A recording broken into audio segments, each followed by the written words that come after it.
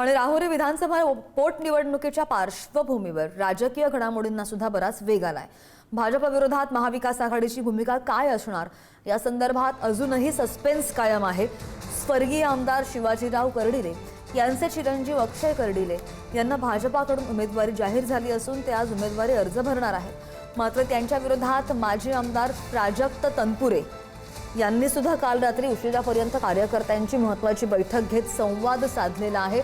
मात्र या बैठकीमध्ये अंतिम निर्णय न घेता त्यांनी रात्रीचा वेळ मागितला आणि त्यामुळे उत्सुकता आणखीनच वाढलेली आहे।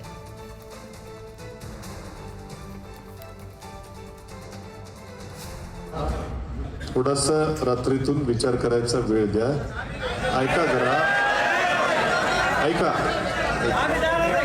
मला अर्ज का भरायचा आहे तर मला माहिती आहे की दोन गोष्टी जर नाही भरायचं त्याला कारण मी तुम्हाला सांगितली। भरायचा तर विशेषतः या मतदारसंघातली जी काही परिस्थिती आली सामान्य जनतेवर देखील आली असेल आणि आपल्या कार्यकर्त्यांना देखील मोठा कठीण परिस्थितीचा सामना करावा लागतो, यामुळे अर्ज भरायचा विषय आहे हे मी समजू शकतो।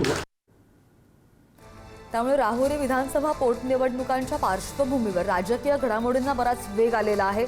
भाजप विरोधात महाविकास आघाडीची भूमिका काय असेल या संदर्भात अजूनही सस्पेन्स कायम राखला गेलाय। स्वर्गीय आमदार शिवाजीराव कर्डिले यांचे चिरंजीव अक्षय कर्डिले यांना भाजपकडून उमेदवारी जाहीर झाली आहे आणि ते आज उमेदवारी अर्ज सुद्धा दाखल करणार आहेत।